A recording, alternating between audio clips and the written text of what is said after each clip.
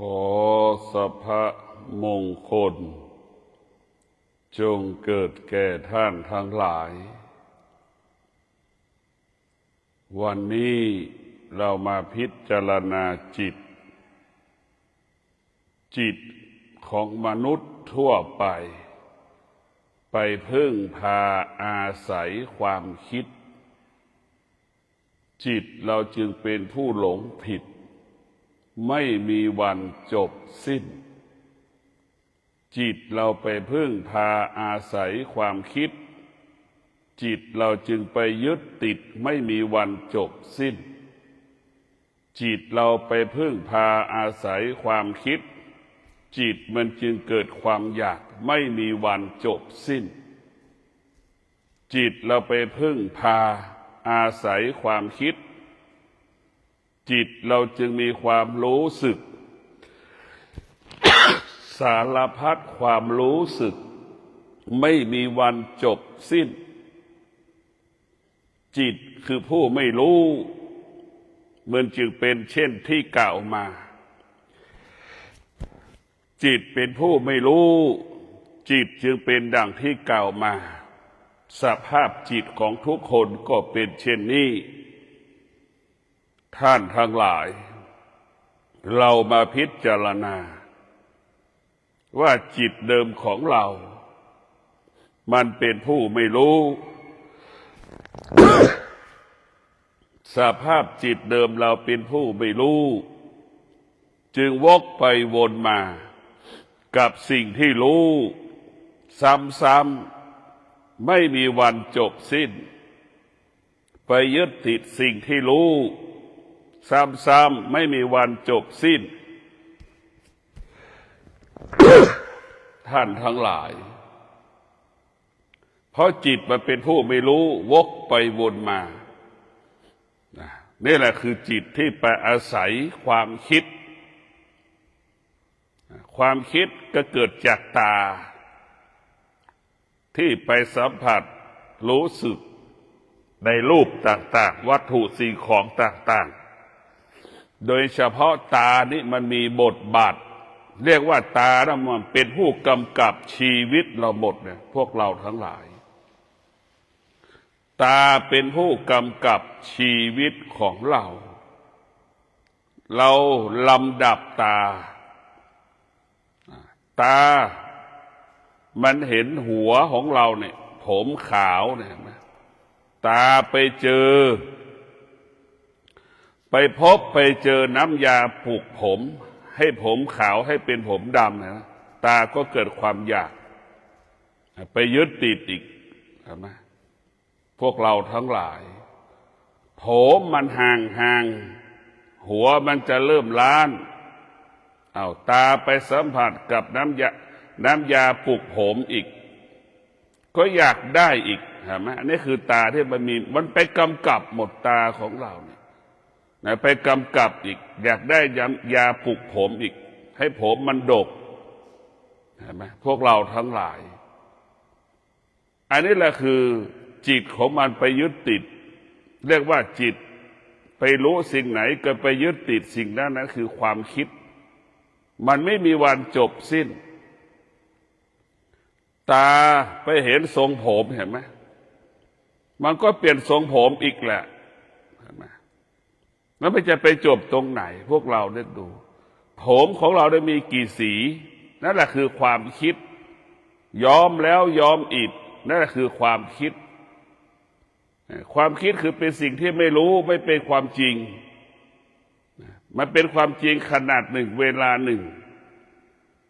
มันไม่ใช่เป็นความจริงของความจริงมนุษย์ก็ไปติ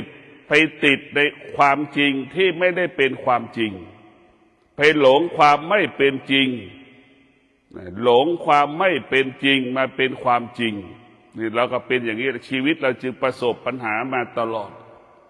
ชีวิตเราจึงไม่ได้พบแก่นแห่งความจริงเพราะจิตของเราไปยึดติดความคิดพวกเราทั้งหลายจิตมันไปเห็นอุปกรณ์เขียนคิ้วอีกมันก็อยากได้อุปกรณ์เขียนคิ้วอีกเห็นไหม แต่งคิ้วสับคิ้วอีกพวกเราทั้งหลายแล้วไม่จะไปจบตรงไหนนะพิจารณาดูนี่สภาพจิตเราเป็นอย่างนี้สภาพจิตเราไปเห็นเครื่องสำอางเราก็อยากได้เครื่องสำอางแต่งหน้าเลยอยากได้เครื่องผัดหน้าเครื่องอุปกรณ์แต่งหน้าอีกแล้วมันจะไปจบตรงไหนนึกดูนี่แหละคือลำดับตาที่มันไปสัมผัสรูปต่างๆมันเกิดคำว่าเกิดความอยากแล้วก็ไปตอบสนองความอยากในพวกเราทั้งหลายมันไม่มีวันจบสิ้นตั้งแต่ฟันเลยเห็นไหมก็ไปดัดฟันไปหาหมออีกไปจัดฟันไปดัดฟันอีกนึกดูนี่แล้วมันได้อะไรจากที่เราทำมันไม่ได้อะไรสักอย่างเนี่ยเราพิจารณาดูหูของเราอีกไปเจอเครื่องประดับก็อยากได้เครื่องประดับเอามาประดับหูเราอีกเห็นไหมตุ้มหูเห็นไหมอันนี้แหละพวกเราทั้งหลายจิตมันจะเป็นไปติดในความคิดตาได้มีบทบาทต่อเรา90%นะนี่ลำดับตาของเราตาเป็นบ่อเกิดแห่งความคิดเห็นตุ้มหูอยากได้ตุ้มหู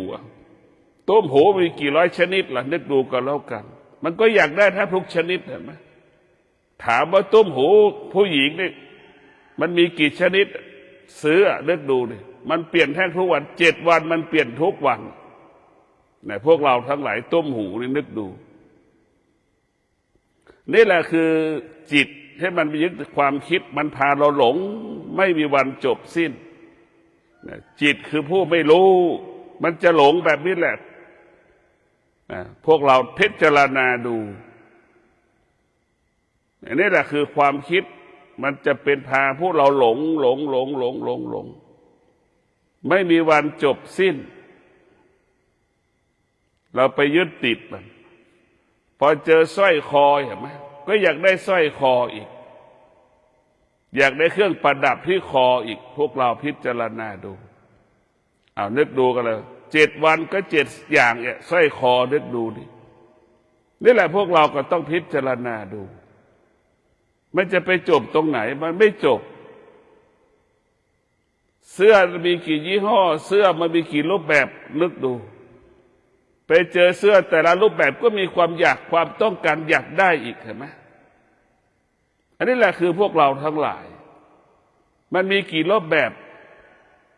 คนถึงจำนวนมากจึงมีเสื้อไม่ต่ำกว่า30-40 ตัวนี่แหละคือเราไปสะสมเห็นไหมมันเป็นความอยากความคิดไม่ใช่ความจริงนี่แหละไปยึดความไม่เป็นจริงมันถึงเป็นเช่นนี้เสื้อแขนสั้นเสื้อแขนสั้นเสื้อแขนยาวเสื้อกล้ามอีกเดี๋ยวนึกดูนี่พิจารณาดู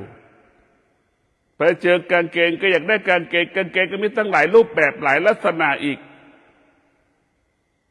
ไปมันก็อยากได้ไม่มีวันจบสิ้นเห็นไหมความคิดนี่แหละคือพวกเราเป็นตัวสะสมความโลภความโกรธความหลงไปสร้างความอยากไปสร้างนิสัยให้มันเกิดความอยากสร้างนิสัยให้มันเกิดความอยากไม่มีวันจบสิ้นนี่คือความคิดในพวกเราทั้งหลายมันไปหมดมันไม่มีคำว่าจบไปเจอรองเท้าไปเจอนาฬิกาอีกพวกเราทั้งหลายนาฬิกาก็มีหลายรูปแบบอีกก็ซื้อนาฬิกาตั้งหลายรูปแบบอีกเอามาใส่ข้อมือพวกเราทั้งหลายนึกดูกำไรก็เช่นเดียวกันก็มีหลายรูปแบบสร้อยข้อมือก็เหมือนกันก็มีหลายรูปแบบนึกดูดิซื้อหมดพวกเราทั้งหลายนี่แหละคือตาเนี่ยมีบทบาทต่อชีวิตเราตาเนี่ยมันเจ้าปรุงแต่งเจ้าเล่ห์มันน่ากลัวที่สุดคือตานะพวกเราทั้งหลายแต่พวกเราไม่เคยคิดว่าตาเนี่ยเป็นพิษกับเราตามันเป็นโทษกับเรามากกว่าเป็นคุณเพราะตาไม่มีธรรมะตาจะมีแต่โทษแค่สร้อยแขนเรานี่ข้อมือเรานี่นึกดูกันแล้วกันมันมีกี่ชนิดล่ะประดับไปด้วยเพชรล่ะนิ้วมือเราอีกนึกดูนี่นิ้วมือ5 นิ้วนี่นึกดูกันแล้วกันมีเครื่องประดับกี่อย่างมีแหวนกี่อย่างนึกดูแหวนประดับนิ้วเรานะนึกดูอันนี้แหละคือตามันไปหมดมันไม่มีคำว่าจบ เนี่ยพวกเราทั้งหลายจนไปถึงเท้าเรารองเท้าเรานึกดูนี่ไปเจอรองเท้มีกี่ชนิดมันมีกี่รูปแบบเต็มไปหมดในบ้านเต็มไปด้วยรองเท้าพวกเราทั้งหลายอันนี้ก็คือมันไม่มีคำว่าจบสิ้น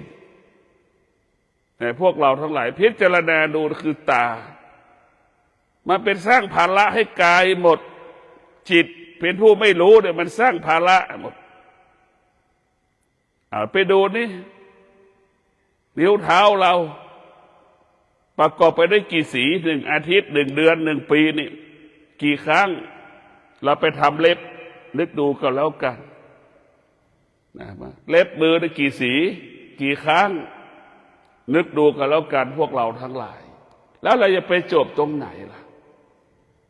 มันไม่มีคำว่าจบ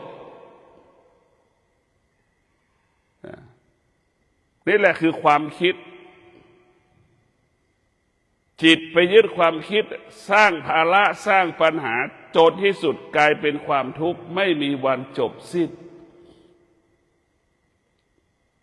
เมื่อจิตไปอาศัยความคิดพึ่งพาความคิดจิตก็จะเป็นจิตของผู้หลงจนตายดังจิตของมนุษย์ทั้งโลกเป็นเช่นนี้มันจึงมีความอยากไม่มีวันจบสิ้นเห็นไหม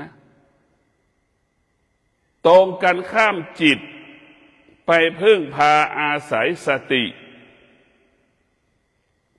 จิตไปพึ่งพาอาศัยสติจิตนั้นจะอยู่กับความเป็นจริงจิตนั้นจะอยู่เหนือความเป็นจริงพวกเราทั้งหลาย2 อย่างอยู่กับความเป็นจริงจิตอยู่เหนือความจริงจิตอยู่กับความเป็นจริงแล้วก็อยู่เหนือความเป็นจริงจิตที่ยึดถือสติจิตเอาสติมาเป็นพ่อเป็นแม่จิตเอาสติมาเป็นครูเป็นอาจารย์จิตจึงยึดสติเป็นหลักมาฝึกฝนจิตจิตจึงเป็นจิตของผู้รู้จิตจึงรู้ความจริงจิตก็จึงอยู่เหนือความจริงดังคำว่าไม่เที่ยงไม่เที่ยงเมื่อจิตมันรู้ความจริงมันก็จะอยู่เหนือความจริงรู้ความจริงอยู่เหนือความจริงตั้งแต่เส้นผมของเราเส้นผมของเราเนี่ยมันไม่เที่ยงจากดำแล้วมันก็ขาวมันไม่เที่ยงเข้าใจมันเมื่อจิตมันอยู่กับสติจิตมันจะอยู่เหนือความจริงผมขาวเนี่ยเป็นของธรรมดาของมันมันจะไม่ติดเด่นมันจะไม่ปรุงแต่งผมรู้ความจริงอยู่เหนือความจริงหัวมันล้านผมมันห่างมันก็เป็นธรรมดาของมันเกิดความเสื่อมอยู่ตลอดเวลารู้ความจริงก็อยู่เหนือความจริงนี่คือจิตของผู้รู้จิตที่ยึดสติจะพูดแบบนี้จะไม่ปรุงแต่งจะไม่ตอบสนองสิ่งที่เรารู้แต่พวกเราทั้งหลายทุกอย่างจิตมันจะรู้หมดแต่จิตของผู้รู้มันไปเห็นน้ำยาสระผมมันก็ไม่ปรุงแต่งมันไม่ปรุงแต่งเลยสิมันจะรู้เรื่องธรรมชาติตรงกันข้ามกับจิตที่ไปยึดความคิดจิตมันยึดสติแล้วมันจะอยู่กับความเป็นจริงแล้วก็อยู่เหนือความเป็นจริงเสื้อที่เราใส่แค่ปกปิดร่างกายกันร้อนกันหนาวกันแมลงกันต่อยจิตมันรู้ความจริงมันก็อยู่เหนือความจริงแล้วก็อยู่กับความเป็นจริงรู้ความจริงอยู่กับความเป็นจริงแล้วก็อยู่เหนือความจริงนะเสื้อเก่าๆเราก็มีอยู่เราก็ใส่ให้ร่างกายอบอุ่นนั่นแหละแค่นั้นแหละมันจะรู้ความจริงอยู่กับความจริงแล้วก็อยู่เหนือความจริงนะพวกเราทั้งหลายเนี่ยจิตที่มีสติจิตที่อาศัยสติเนี่ยมันจะอยู่กับความเป็นจริงเหมือนลูกขอสตางค์แม่บอกว่าลูกแม่ไม่มีสตางค์ลูกรออีกสัก10 วัน5 วันได้ไหมลูกมันก็ยอมนั่นแหละจิตเปรียบเสมือนลูกสติเปรียบเสมือนแม่บอกอะไรมาลูกก็ฟังลูกก็เคารพสิ่งที่แม่สั่งสอนดังแม่บอกว่าลูกแม่ไม่มีสตางค์อีก5 วันอีก10 วันครึ่งเดือนนะถึงจะได้เงินมาแล้วจะ นำมาให้ลูกไปซื้อสิ่งนั้นสิ่งนี้ลูกก็ยอมนี่แหละจิตมันยึดอาศัยสติจิตเป็นผู้รู้จิตจึงรู้ความจริงอยู่กับความจริงดังที่แม่บอกได้รอได้อดทนได้แล้วว่าจิตเป็นผู้รู้อดทนได้รอได้พวกเราทั้งหลายแต่มันตรงอันนี้แหละคือจิตที่มันอยู่กับความเป็นจริงนะจิตที่มันอยู่กับสติได้อยู่กับความเป็นจริงทุกอย่างจะรู้ตั้งแต่เส้นผมว่ามันไม่เที่ยงขาวรู้ว่าผมบนหัวเรามันห่างมันก็ไม่เที่ยงมันก็จะรู้แบบนี้แหละพวกเราทั้งหลายหนังมันหย่อนมันยานมันก็รู้ว่ามันไม่เที่ยงเนี่ยมันจะรู้ทุกสิ่งทุกอย่างตั้งแต่เส้นผมถึงฝ่าเท้ามันจะรู้ว่าเป็นของสิ่งที่ไม่เที่ยงทั้งสิ้นจิตของที่ยึดสติจิตพึ่งพาสติและจิตจะไม่ปรุงแต่งตั้งแต่ตาที่เห็นรูปเนี่ยมันก็จะอยู่เหนือหมดเลยตารู้สึกก็จะอยู่เหนือความรู้สึกเห็นรูปอยู่เหนือรูปสิ่งอื่นๆมากระทบตาจิตมันก็จะอยู่เหนือสิ่งที่ถูกกระทบเนี่ยนี่แหละพวกเราทั้งหลายสัมผัสผัสสะทั้งหลายจิตจะอยู่เหนือหมดเมื่อจิตพึ่งพาสติจิตอาศัยสติจนถึงที่สุดตาหูจมูกลิ้นกายใจอายตนะสัมผัสถูกต้องอายตนะสัมผัสถูกต้องหรือถูกกระทบเนี่ยอายตนะที่พึ่งพาอาศัยสติมันก็จะรู้เฉยๆไม่สะเทือนไม่หวั่นไหวสติพึ่งพาจิตพึ่งพาสติจิตนั้นจะไม่สะเทือนจิตมันจะไม่หวั่นไหว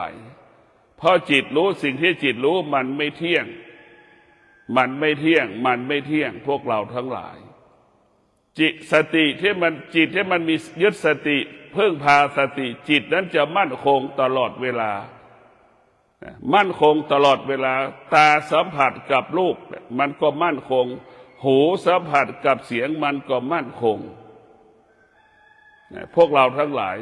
เวลานี้เราจะเห็นได้ว่าโลกปัจจุบันนี้คนยุคปัจจุบันนี้อ่อนแอหวั่นไหวกับความรู้สึกอ่อนแอหวั่นไหวกับความรู้สึกที่ผ่านทางตาทางหูโดยเฉพาะโลกแห่งการสื่อสารโลกโซเชียลทั้งหลายเนี่ยพวกเราทั้งหลายเนี่ยมันสื่อสารกันมากมันอ่อนแอมากคนยุคปัจจุบันเป็นคนยุคที่อ่อนแอหวั่นไหวไปโดดไปตามกระแสเรียกว่าไปตามกระแสเหตุการณ์ต่างๆที่มันเกิดขึ้นนั่นแหละคือความคิดจิตไปยึดความคิดมันจะเป็นไปตามกระแสเหตุการณ์ต่างๆจิตที่พึ่งพาอาศัยสติ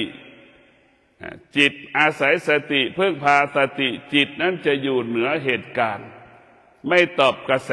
ไม่ตอบสนองกระแสเหตุการณ์ต่างๆอยู่เหนือเหตุการณ์ต่างๆนี่แหละจิตที่มันเป็นจิตของผู้รู้ในพวกเราทั้งหลายจิตที่ยึดสติมันเป็นจิตของผู้รู้มันจะอยู่เหนือเหตุการณ์มันจะไม่สะเทือนมันจะไม่หวั่นไหวดังพระเตมีใบ้พระเตมีใบ้สารพัดเอาไฟมาเผาก็สงบนิ่งจิตรู้อยู่เหนือรู้ไม่ตอบสนองสิ่งที่รู้พระเตมีใบ้เอามดมากัดมาไต่มาสอบเอามดมันโรยตัวให้มดกัดตัวพระเตมีใบ้พระเตมีได้ก็รู้แล้วก็อดทนวิริยะภาคเพียรชนะทุกอย่างคนจะเอาไปฆ่าไปพระเตมีใบ้ก็อดทนมีสติรู้อยู่เหนือรู้ความจริงอยู่เหนือความจริงคนจะไปพระเตมีใบ้เขาจะอยู่เอาไปฆ่าความตายเป็นธรรมชาติความตายเป็นของธรรมดาพอเตมีได้ก็เข้าใจก็ปล่อยเขาจะเอาฆ่าให้เขาฆ่าเขาจะเอาไปฝังก็เขาไปฝังยินดีและยินยอมให้เขาทำทุกอย่างจิตของผู้รู้ท้ายสุดก็อยู่เหนือสิ่งที่เรารู้จิตของผู้รู้ที่สุดสิ่งที่เรารู้ก็ไม่มีค่าไม่มีราคาไม่มีความหมายใด ดังพระเตมีใบจึงชนะพระเตมีใบจึงชนะเพราะพระเตมีใบไม่ตอบสนองสิ่งที่รู้พระเตมีใบจึงอยู่เหนือสิ่งที่รู้พระเตมีใบจึงไม่ยึดติดสิ่งที่รู้พระเตมีใบจึงได้เป็นพระพุทธเจ้าเพราะจิตของพระเตมีใบเป็นผู้รู้ได้พบได้ภูมิด้วยชาติได้กำเนิดเป็นพระพุทธเจ้ามาหลายร้อยภพหลายร้อยชาติพอมาเป็นพระเตมีใบเป็นลูกกษัตริย์เห็นไหมรู้ว่าจะเป็นกษัตริย์รู้ว่าเป็นกษัตริย์มันวุ่นวายรู้ว่าเป็นกษัตริย์มันไม่สามารถบรรลุธรรมได้มารู้ว่าเป็นกษัตริย์มันจะไม่ได้เป็นพระพุทธเจ้าพระเตมีใบก็ดึงพยายามจะออกจากการเป็นกษัตริย์จึงไม่พูดทำตัวเป็นเสนียดจังไรของบ้านของเมืองเห็นไหมพวกเราทั้งหลายอันนี้แหละคือจิตที่มันอาศัยสติจิตที่มันพึ่งพาสติพระเตมีใบจึงชนะจนถึงที่สุดพระเตมีใบจึงได้เป็นพระพุทธเจ้าชาติหนึ่งของเราในพวกเราทั้งหลายนี่แหละจิตเมื่อจิตมันอาศัยสติจิตมันจะไม่หลงสิ่งที่รู้ไม่ยึดติดสิ่งที่รู้ไม่สัมผัสกับสิ่งที่รู้ท่านจิตมันพึ่งพาอาศัยสติแต่พวกเราก็กลับมาพิจารณาดูว่าทุกวันนี้จิตเราพึ่งพาอาศัยสติหรือจิตเราไปพึ่งพาอาศัยความคิดเห็นไหมเรานึกดูในจิตไปพึ่งพาอาศัยความคิดก็ไปหลงเมียของตัวเองไปหลงภรรยาของตนเองไปหลงลูกของตนเองและทิ้งแม่ไว้ข้างหลังปล่อยแม่ไว้ข้างหลังเห็นไหมให้แม่อดอยากลำบากแม่ไม่มีกินก็ยังทนได้แต่เมียตัวเองอดกินยอมไม่ได้ลูกตัวเองไม่มีกินยอมไม่ได้นี่อันนี้แหละคือจิตที่มันเป็นเจ้าของความคิดเป็นอย่างนี้จิตที่มันถือความคิดมันจึงไม่รู้ความจริงจึงไม่เห็นความจริงในพวกเราทั้งหลายตรงกันข้ามจิตที่ยึดถือสติยึดมั่นสติอาศัยสติมันจะไม่ยอมให้แม่อดอยากลำบากเห็นไหมมันจะไม่ยอมให้แม่อดอยากลำบากมันจะต้องไปดูแลแม่ไปดูแลพ่อในจิตของผู้รู้พวกเราทั้งหลายเนี่ยมันแตกต่างกันยังไงพ่อกับแม่ทั้งหลายต้องมาพิจารณาดูสอนให้ลูกเอาสติมาเป็นใหญ่ให้พ่อให้จิตเราไปยึดสติเมื่อจิตมันมีสติมันก็คิดถึงความมันก็เห็นความจริงอยู่กับความเป็นจริงทำความจริงให้ปรากฏเช่นลูกมีสติลูกก็จะเห็นความทุกข์ของพ่อแม่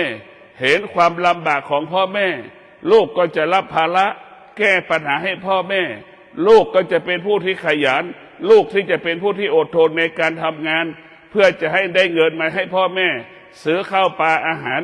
เพื่อได้เงินมาให้แม่เลี้ยงดูแลแม่ไม่ให้แม่ทำงานไม่ให้พ่อทำงานให้แม่อยู่สุขสบายนี่แหละจิตพึ่งพาสติจิตพึ่งพาสติจะเป็นอย่างนี้แต่ปัจจุบันนี้จิตเราไปพึ่งพาความคิดลูกจึงไม่ได้สนใจพ่อแม่เห็นไหมจิตลูกที่มีไปพึ่งพาความคิดอาศัยความคิดปล่อยให้พ่อแม่60 70 80หากินเองเห็นไหมพ่อแม่70 80ยังหุงข้าวเองทำอาหารกินเองยังไม่พอทำอาหารให้ลูกกินอีกเห็นไหมนี่แหละจิตแม่พวกเราจิตแม่เป็นความคิดแม่ก็เป็นขี้ข้าลูกเห็นไหมจิตลูกมีความคิดลูกก็เป็นนายจ้างของแม่นะพวกเราทั้งหลายนี่แหละคือความคิดมันเปลี่ยนมันสับสนวุ่นวายไปหมดลูกกลายเป็นนายจ้างของแม่เห็นไหมนี่คือความคิดจิตให้ไปอาศัยความคิดจะเป็นเช่นนี้แม่ไปอาศัยความคิดแม่ก็กลายเป็นลูกจ้างของลูกอีกนะนี่คือความคิด80 70 60ยังห่วงลูกยังคิดจะทำนู่นทำนี่ให้ลูกกำกับลูกควบคุมลูกนั่นคือจิตที่ยึดถือความคิดตรงกันข้ามจิตที่ยึดอาศัยสติพวกเราทั้งหลายลูกมันจะจัดการทั้งหมดให้พ่อให้แม่พ่อแม่จะไปหาหมอมันก็มีความพร้อมถามว่าแม่จะไปหาหมอเมื่อไหร่ ถามอยู่ตลอดเวลาว่าแม่ยาหมดหรือยังถามว่าแม่จะกินอะไรนี่แหละลูกที่มีสติยึดสติจิตลูกที่มีสติยึดสติลูกคนไหนยึดสติก็จะเป็นเช่นนี้แหละถามสนใจใส่ใจแม่ไม่ให้แม่ลำบากยอมรับความทุกข์ทนต่อสภาพร้อนหนาวทนต่อสภาพการงานที่มันหนักมันเบาทนขยันจนถึงที่สุดก็ชนะสำเร็จในการเลี้ยงพ่อเลี้ยงแม่เพราะจิตยึดสติลูกที่มีสติก็จะเป็นเช่นนี้ลูกที่มีความคิดยึดความคิดพ่อแม่จะทุกข์ก็ไม่มีค่าพ่อแม่จะลำบากก็ไม่มีค่าพ่อแม่จะสุขจะทุกข์ไม่มีค่าพ่อแม่ไม่มีค่าสำหรับลูกที่มีความคิดลูกที่มีสติพ่อแม่จะมีค่าถือว่าให้กำเนิดชีวิตเราสิ่งที่เรามีอยู่ทุกวันนี้ก็คือพ่อแม่เนี่ยมันจะคิดแบบนี้แหละพวกเราทั้งหลายแต่คนจำนวนน้อยที่จิตไปยึดสติแต่ส่วนมากจิตจะไปยึดความคิดพ่อแม่จึงทุกข์ใจกับลูกตลอดเวลาลูกพ่อแม่ประสบความสำเร็จในการเลี้ยงลูกแต่พ่อแม่ไม่ประสบความสำเร็จลูกมาตอบสนองพ่อแม่มันไม่มีเลี้ยงลูกให้เติบใหญ่ได้แต่ลูกไม่สามารถตอบสนองที่พ่อแม่เลี้ยงลูกได้เนี่ยพวกเราทั้งหลายเราต้องพิจารณาว่าลูกที่มีสติก็จะเป็นลูกจ้างของแม่ลูกที่มีความคิดก็จะเป็นนายจ้างของแม่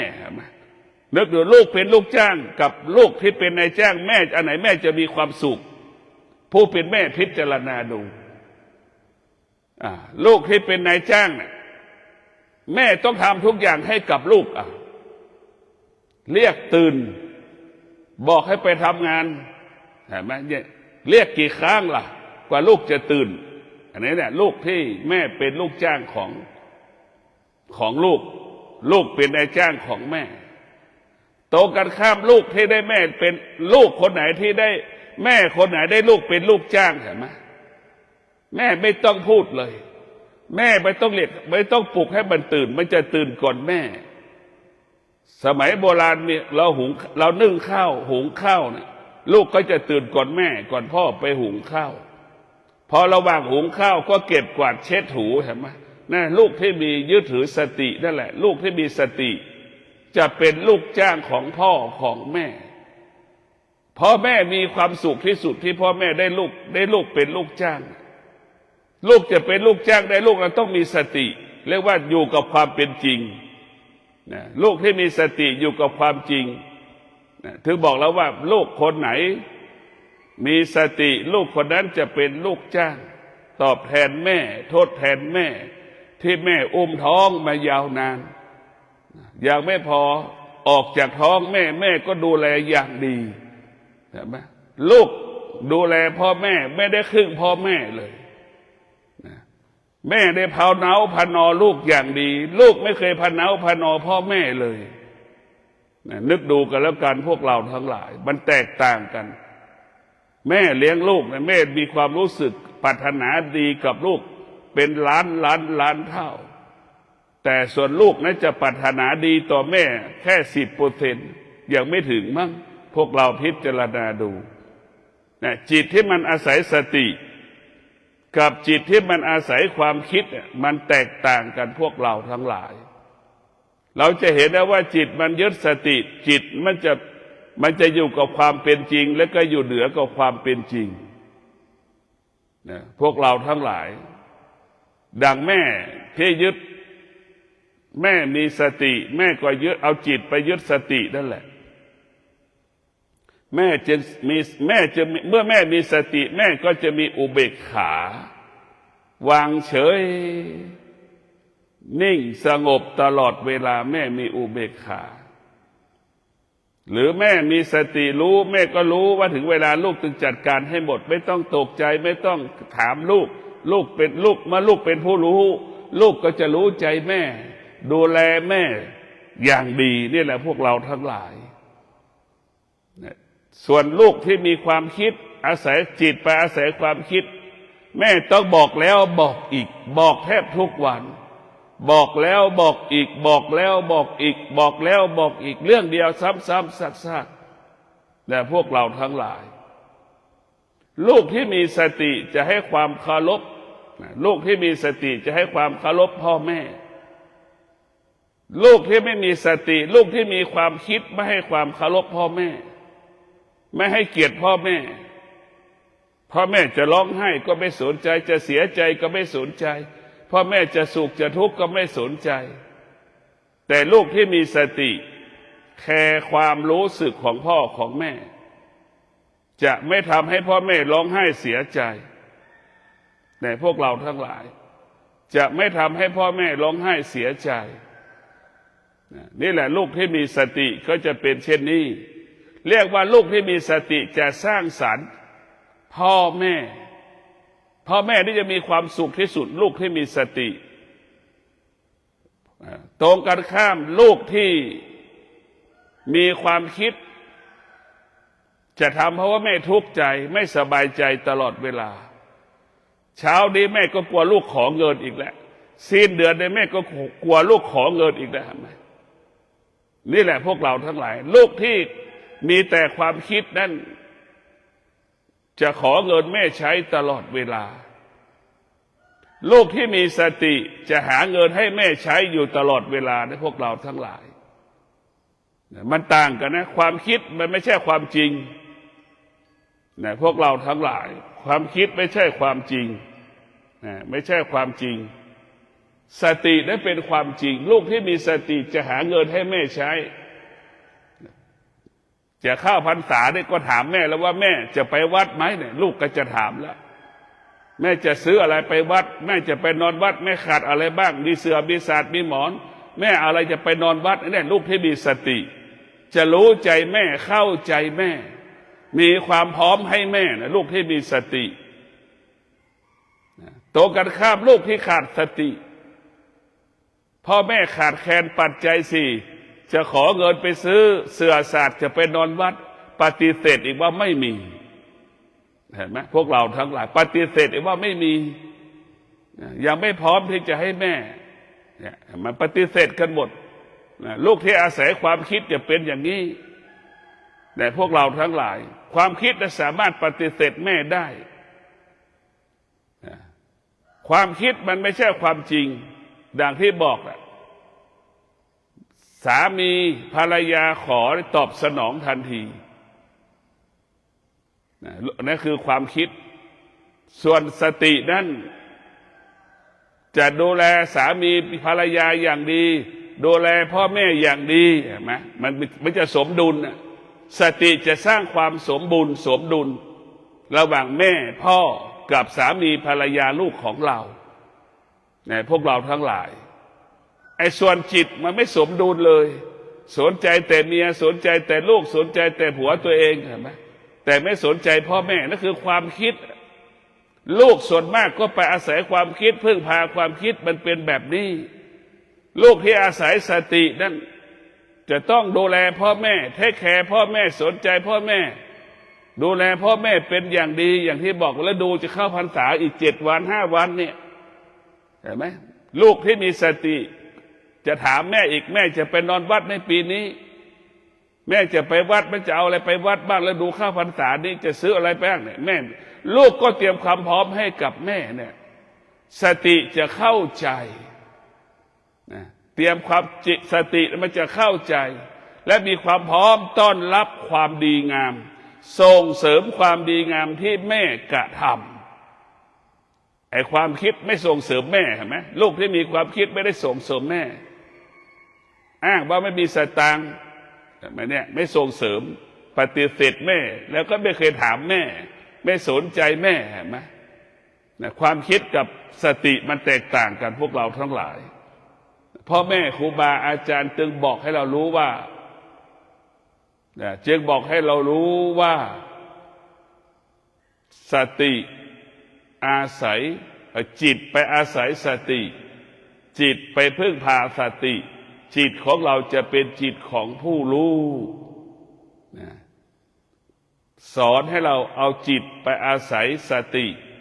ไปพึ่งพาสติ เอาสติมาเป็นหลักของจิต ให้สติเป็นบ้านของจิต ให้สติเป็นอาจารย์ของจิต ให้สติเป็นบิดาบรรดาของจิตเนี่ยนี่แหละคือจิตจึงเป็นจิตของผู้รู้พวกเราทั้งหลายได้พิจารณาว่าจิตผู้รู้นั้นมันจะมีความสงบสุขในตัวมันเองจิตของผู้รู้จะมีพลังนะมันมีพลังมากนะรู้ว่ามันทุกข์แต่มันก็อยู่เหนือทุกข์รู้ว่าทุกข์มันจะมีความสุขกับทำงานอยู่นะพวกเรานี่คือสติลูกที่มีสติจะเป็นแบบนี้ลูกที่มีความคิดตรงข้ามพอรู้ทุกข์ก็จะไม่สู้อยู่ใต้อำนาจของความทุกข์หยุดไม่ทำงานขอลาขอหยุดเนี่ยเป็นอย่างนี้ของเราพวกเราทั้งหลายจิตของเรานั้นสำคัญที่สุดก็อยากให้พวกเราได้พิจารณาว่าจิตของเรานั้นเพิ่งพาอาศัยสติจิตเรานั้นจะเป็นจิตของผู้รู้เมื่อจิตเป็นผู้รู้จิตก็จะรู้ความจริงของชีวิตตนแลเป็นที่พึ่งแห่งตนจิตรู้ความจริงก็จะมีวิริยะภาคเพียรจิตรู้ความจริงก็ขยันอดทนเห็นไหมเนี่ยเมื่อจิตรู้อย่างนี้แล้วมีกินมีใช้เหลือกินเหลือใช้มีความทุกข์ก็แก้ความทุกข์ได้มีปัญหาก็แก้ปัญหาได้จะพัฒนาใดๆก็ง่ายสะดวกสำเร็จนี่แหละจิตเป็นผู้รู้มันจะเกิดคำว่าง่ายสะดวกรวดเร็วแล้วก็เกิดคำว่าความดีเกิดขึ้นกับชีวิตของเราก็ขอความสุขสวัสดีจงเกิดแก่ท่านทั้งหลายขอให้ท่านทั้งหลายได้พิจารณาระหว่างจิตยึดความคิดกับจิตยึดสติมันแตกต่างกันเช่นไรพิจารณาดูจิตไปยึดติดความคิดคือจิตเป็นผู้ไม่รู้จิตยึดติดสติจิตเป็นผู้รู้ขอเจริญพร